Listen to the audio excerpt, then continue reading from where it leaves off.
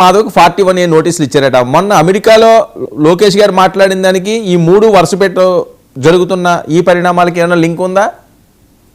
Red book ఇప్పుడు ఇది ఒకటి ఏంటంటే, ఎన్నికల ప్రచారంలో కానీ యువకాలంలో కానీ వీళ్ళు చేసినటువంటి వికృత చేష్టలు, వికృతమైన కార్యక్రమాలు ప్రజల్ని వేయించుకు తినటం, అదే విధంగా అనేకమైనటువంటి అంశాల్లో ఇబ్బంది పెట్టేటువంటి పరిస్థితి, నాయకుల యొక్క తల్లిదండ్రులను కూడా క్యారెక్టర్ అసాసినేట్ చేసి మాట్లాడినటువంటి క్రూరమైన పరిస్థితిలో వీళ్ళు చట్ట వ్యతిరేకంగా ఎవరెవరైతే ప్రవర్తించారో వారందరూ కూడా ఆ ప్రభుత్వంలో ఉన్నారు కాబట్టి చట్టం వాళ్ళకి చుట్టం అయిపోయింది.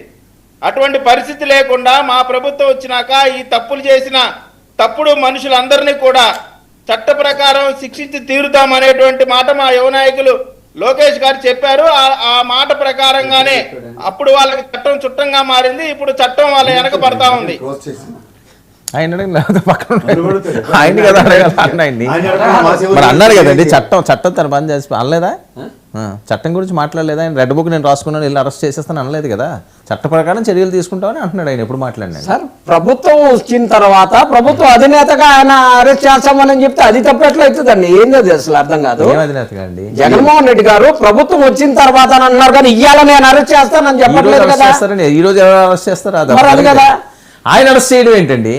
జగన్మోహన్ రెడ్డి గారు, చంద్రబాబు నాయుడు గారు, పవన్ కళ్యాణ్ గారు అరెస్ట్ చేస్తారా? ప్రభుత్వం అధికారం వచ్చిన తర్వాత ప్రభుత్వ అధినేతగా ఆయన ఆదేశాలు ఇస్తారు, పోలీసులు చేస్తారు. దాన్ని ఆయన ఇప్పుడు సీఎం గారు ఆదేశాలు ఇస్తే పోలీసులు అరెస్ట్ చేసేస్తారు వెళ్ళి.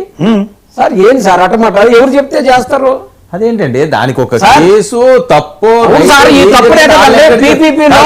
నువ్వు అంటున్నారు. సీఎం ఏమని పలానా నీళ్ళు అరెస్ట్ చేసి అంటే పోలీసులు అరెస్ట్ చేసేస్తారు. ప్రసాద్ గారు జరిగితే కదా సార్ కేసు ఫస్ట్ ప్రభుత్వ పరంగా ముఖ్యమంత్రి గారు ప్రాసెస్ చేస్తారు కదా. పవన్ కళ్యాణ్ గారు చంద్రబాబు గారు అరెస్ట్ చేసిన నేపథ్యంలో జగన్మోహన్ గారు ఇన్వాల్వ్మెంట్ లేదంటారా? అంటే ఉందో లేదో అన్నది ఉందో లేదంటే అనుకోవడమే. చెప్పుంటారు అని, అంతేకాదు అది కాదు కదా. ప్రభుత్వ అధినేతకి ఒక ఉదాహరణకి ఒక అపోజిషన్ లీడర్ లేకపోతే నేను మీరు ఒక తప్పు చేసిన ఉదంతంలో ముఖ్యంగా ఎక్స్చెక్కర్ కి జరుగుతున్న డ్యామేజ్ మీద గౌరవ ముఖ్యమంత్రి గారికి సంబంధించిన అవసరం కింద దాన్ని పరిగణలోకి తీసుకోండి. ముఖ్యమంత్రి గారి కన్సల్టెన్స్ లేకుండా పోలీసులు కానీ ఏ వ్యవస్థ కానీ ఇండిపెండెంట్ డెసిషన్స్ తీసుకోండి. వర్మ గారు మీరు చెప్పేది ఏంటి? చట్ట ప్రకారం రాజ్యాంగం ప్రకారం నడుచుకునే వాళ్ళకి ముఖ్యమంత్రులు చెప్తే అరెస్ట్ చేయరు. కానీ జగన్మోహన్ రెడ్డి గారు లాంటి ముఖ్యమంత్రి ఉంటే కేసు ఉన్నా లేకపోయినా ఎఫ్ఐఆర్ ఉన్నా లేకపోయినా వాళ్ళని తీసుకెళ్లి అరెస్ట్ చేస్తారు. చంద్రబాబు గారిని అరెస్ట్ చేసిన నేపథ్యంలో కూడా జిఎస్టీ కౌన్సిల్ ఎస్టాబ్లిష్ చేసింది, ఎన్ఫోర్స్మెంట్ డైరెక్టర్ ఎస్టాబ్లిష్ చేసింది, దాని పూర్వపరాల మీద అరెస్ట్ చేశారు. మీరు లాజిక్ తెలుసుకోకుండా మాట్లాడాలి విజయ్.